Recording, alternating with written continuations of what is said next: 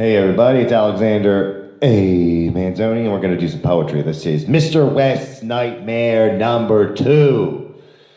Not long ago, at the crest of a particularly cold and damp October eve, a man, or rather the haggardly shell of what could have been called one, came to his remaining senses.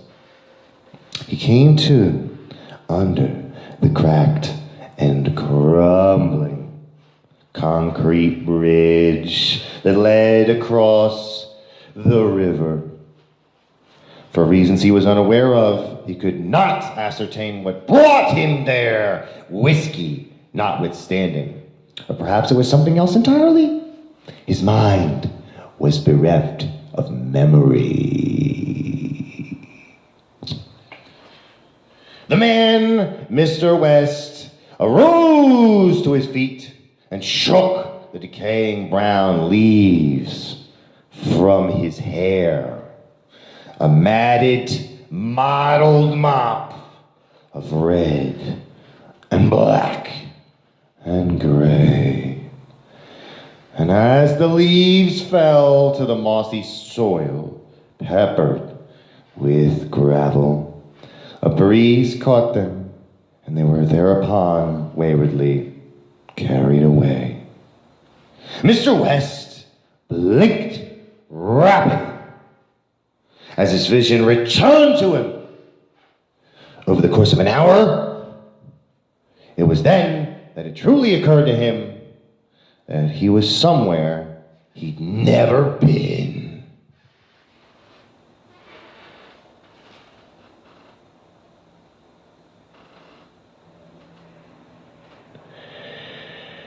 Though for some bizarre reason it seemed hauntingly familiar. Had he been here in a dream? He did not know. Not that he tended to remember his dreams anyway. So he did his best. He did his best to scale the inclined hillside nearest to him as he slipped on an old Coke bottle carelessly cast aside. He stumbled and then almost tumbled back.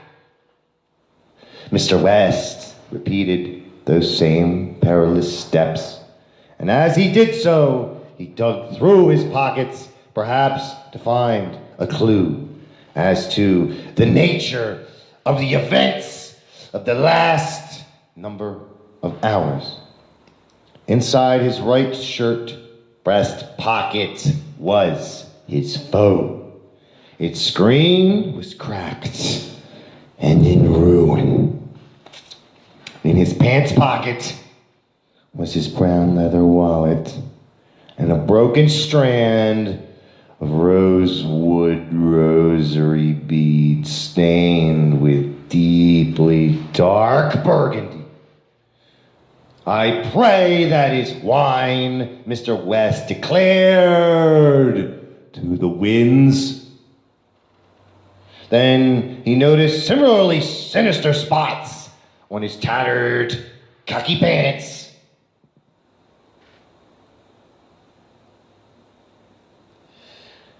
With more still coagulating on his wing-chip alligator shoes. In that instant, the spherical, carved beads, they fell to his feet. And they fell and crashed, and he struggled to recollect and realize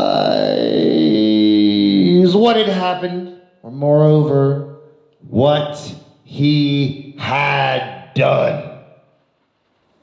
And it was a shame to say that Mr. West never woke up, because he had died in his sleep, and there was no one there to mourn him.